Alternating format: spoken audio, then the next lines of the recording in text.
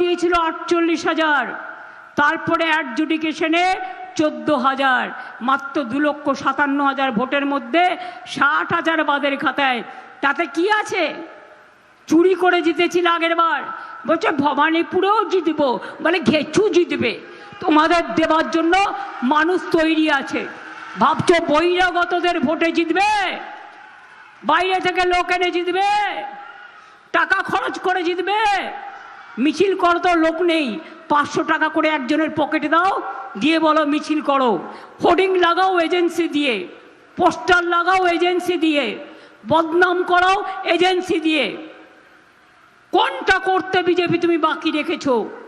আরও তো 5টা রাজ্যে ইলেকশন হচ্ছে, কই তারা সব সুয়োরানি, আর বাংলা বুঝি দুয়োরানি। তার কারণ আমি চ্যালেঞ্জ করি, আমি চ্যালেঞ্জের মোকাবিলা করি, আমি লড়াই করি বাংলার মাটির জন্য, বাংলার মানুষের জন্য।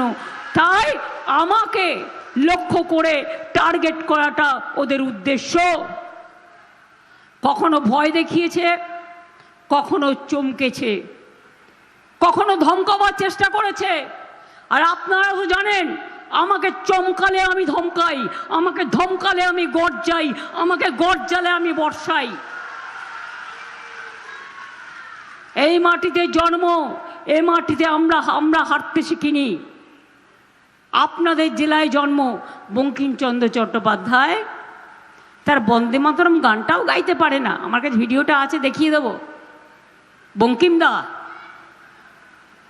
রবীন্দ্রনাথ ঠাকুরকে রবীন্দ্র সান্যাল, বিদ্যাসাগরকে অসম্মান, ঈশ্বরচন্দ্র বিদ্যাসাগর, ঠাকুর রামকৃষ্ণদেবকে স্বামী রামকৃষ্ণ গুলিয়ে গেছে। স্বামী বিবেকানন্দ আর ঠাকুর রামকৃষ্ণ দুটোর মধ্যে যে পার্থক্য গুলিয়ে গেছে। গান্ধীজি নামে প্রোগ্রামও উঠিয়ে দিয়েছে যে গান্ধীজি দেশের জন্য লড়াই করলেন, করেঙ্গে ইয়ে মরেঙ্গে বললেন। আমরা কিন্তু গান্ধীজিকে গ্রহণ করেছি, ওরা বর্জন করেছে। আমরা 100 দিনের কাজে ওই গান্ধীজির নামে মহাত্মাশ্রী প্রকল্প করেছি।